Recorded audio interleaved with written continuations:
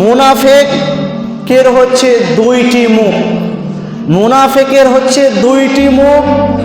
আপনি দেখবেন পৃথিবীর মধ্যে মুনাফিক যারা রয়েছে তারা আপনার কাছে এক কথা বলবে, তার কাছে যে আর এক কথা বলবে, তার কাছে যে আর এক কথা বলবে। এর জন্য আল্লাহ রাসূল সাল্লাল্লাহু আলাইহি সাল্লাম বলছে মুনাফিকের উদাহরণ হচ্ছে একজন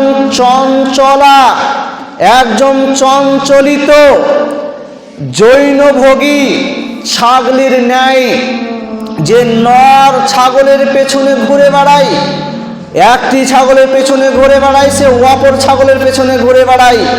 আল্লাহ রাসূল সাল্লাল্লাহু আলাইহি সাল্লাম মুনাফিকদেরকে এই জৈনভোগী ছাগলের ন্যায় আল্লাহ রাব্বুল আলামিন উদাহরণ দিয়েছে। কেন? তাদের কর্মই হচ্ছে এক